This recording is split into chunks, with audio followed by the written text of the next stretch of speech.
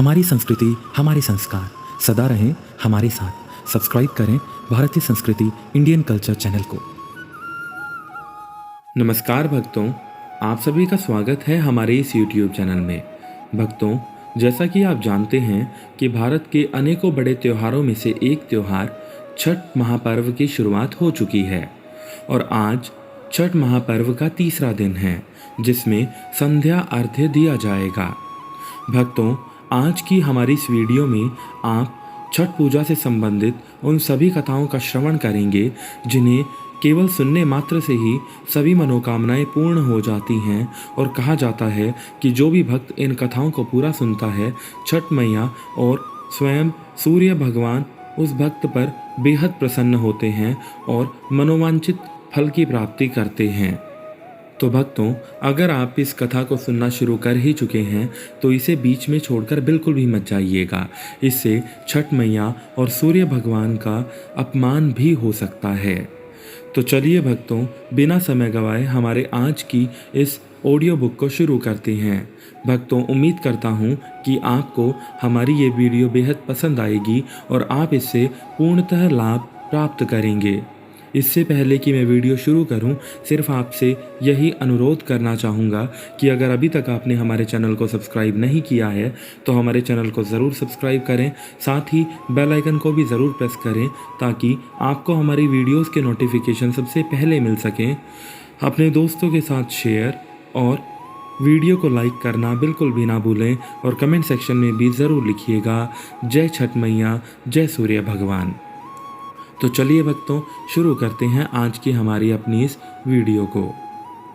भक्तों, हिंदू पंचांग के अनुसार कार्तिक मास के शुक्ल पक्ष के चतुर्थी से सप्तमी तिथि तक छठ महापर्व मनाया जाता है। इसमें भगवान सूर्य देव की पूजा और छठ व्रत खास तौर पर पुत्र प्राप्ति के लिए किया जाता है। छठ पर छठी मैया के जयकारे के साथ आराधना की जाती है। बिहार, झारखंड, उत्तर प्रदेश राज्यों में यह प्रमुख तौर पर मनाया जाता है, लेकिन हाल ही के वर्षों से इस त्यौहार को पूरे भारतवर्ष में बड़ी ही धूमधाम से मनाया जाने लगा है और कहा जाता है कि इस त्यौहार को करने से सभी मनोकामनाएं पूर्ण होती हैं और खासकर पुत्र प्राप्ति के लिए इस त्यौहार का विशेष महत्व माना गया है। भारत के अनेक कठिन व्रतों में से यह सबसे कठिन माना गया है और इस व्रत को करने में बहुत ही पवित्रता का ध्यान दिया जाता है। अब भक्तों जानते हैं कि छठ व्रत की कथा क्या है। भक्तों, इस कथा का श्रवण आप बेहद ध्यान पूर्वक करिएगा क्योंकि ये कथा सभी सुखों को देने वाली है। अगर आप इस कथा को बहुत ही ध्यान तक अंत तक सुनते हैं तो कहा जाता है कि ये कथा आपकी सभी मनोकामनाओं को पूर्ण करेगी। तो चलिए भक्तों, शुरू करते हैं आज की अपनी पहली कथा को। भक्तों, दिवाली के 6 दिन बाद छठ मनाया जाता है। छठ के महाव्रत को करना अत्यंत पुण्यदायक है। छठ व्रत सबसे महत्वपूर्ण रात्रि कार्तिक शुक्ल पक्ष तिथि को होता है। सूर्योपासना का यह महापर्व 4 दिनों तक मनाया जाता है। छठ पर्व के लिए कई कथाएं प्रचलित हैं, किंतु पौराणिक शास्त्रों में इसे देवी द्रौपदी से जोड़कर देखा जाता है। मान्यता है कि जब पांडव जुए में अपना सारा राजपाट हार गए, तब द्रौपदी ने छठ का व्रत रखा था। द्रौपदी के व्रत के फल से पांडवों को अपना राजपाट वापस मिल गया था। इसी तरह छठ का व्रत करने से लोगों के घरों में समृद्धि और सुख आता है। छठ मुख्य रूप से बिहार, झारखंड, उत्तर प्रदेश सहित भारत के अनेक राज्यों में बड़ी ही धूमधाम से मनाया जाता है। छठ पूजा या सूर्य षष्ठी या छठ व्रत में सूर्य भगवान की पूजा होती है और धरती पर लोगों के सुखी जीवन के लिए सूर्य देव के प्रति आभार व्यक्त किया जाता है। सूर्य देव को ऊर्जा और जीवन शक्ति का देवता माना जाता है, इसलिए छठ पर्व पर समृद्धि और पूजा की जाती है। सूर्य की पूजा में विभिन्न बीमारियों का इलाज संभव है। सूर्य पूजा के स्नान के साथ किया जाता है। इससे कुष्ठ रोग जैसे गंभीर रोग भी दूर हो जाते हैं। छठ पर्व परिवार के सदस्यों और मित्रों की लंबी उम्र और समृद्धि के लिए भी किया जाता है। एक पौराणिक लोक कथा के अनुसार लंका विजय के बाद राम राज्य की स्थापना के दिन कार्तिक शुक्ल षष्ठी को भगवान श्री राम और माता सीता ने उपवास किया और सूर्य देव की आराधना की। सप्तमी को सूर्योदय के समय पुनः अनुष्ठान कर सूर्य देव से आशीर्वाद भी प्राप्त किया। और अगली एक और कथा जो कि छठ महापर्व से बहुत विशेषतः जुड़ी है वो कुछ इस प्रकार है। एक अन्य मान्यता के अनुसार छठ पर्व की शुरुआत महाभारत काल से हुई थी। सबसे पहले सूर्य पुत्र कर्ण ने सूर्य देव की पूजा शुरू की थी। कर्ण भगवान सूर्य का परम भक्त था। वह प्रतिदिन घंटों कमरे तक पानी में खड़े होकर सूर्य को अर्घ्य देता था। जी हाँ भक्तों, कर्ण प्रतिदिन अनेक घंटों तक कमर तक पानी में खड़े होकर सूर्य देवता को अर्घ्य दिया करता था। सूर्य की कृपा से ही वह महान योद्धा बना। आज भी छठ में अर्घ्य दान की यही पद्धति चली आ रही है जिसे भक्त आज भी निभा रहे हैं। एक और कथा जो कि छठ महापर्व से जुड़ी है वो कुछ इस प्रकार से है। कुछ कथाओं में पांडवों की पत्नी द्रौपदी द्वारा भी सूर्य की पूजा करने का उल्लेख है। वे अपने परिजनों के उत्तम स्वास्थ्य की कामना और लंबी उम्र के लिए नियमित सूर्य पूजा किया करती थी। इसके अलावा एक और कथा जो कि छठ महापर्व से जुड़ी है वो कुछ इस प्रकार से है। एक कथा के अनुसार राजा प्रियव्रत को कोई संतान नहीं थी।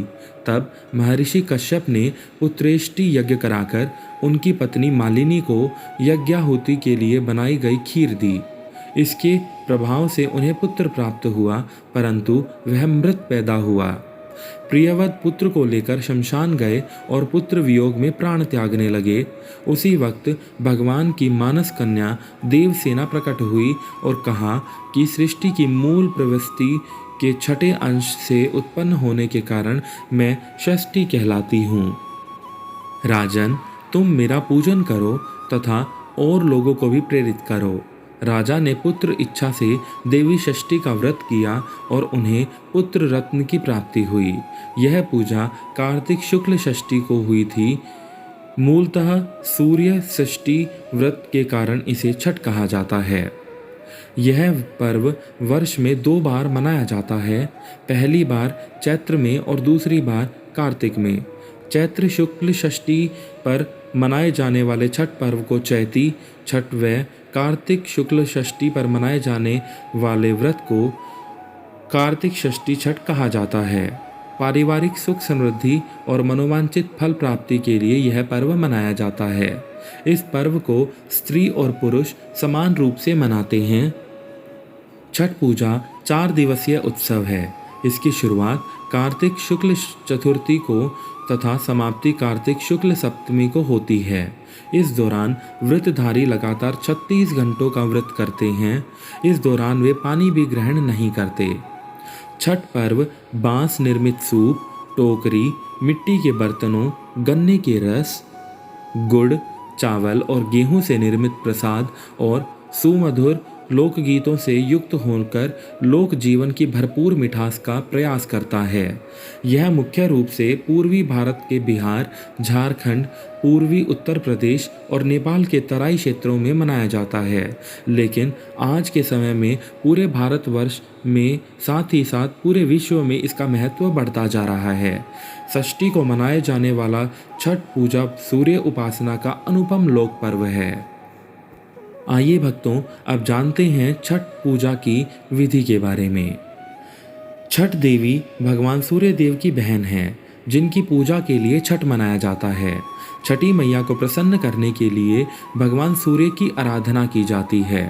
छठी मैया का ध्यान करते हुए लोग माँ गंगा, यमुना या किसी नदी के किनारे या किसी घाट के किनारे इस पर्व की पूजा किया करते हैं।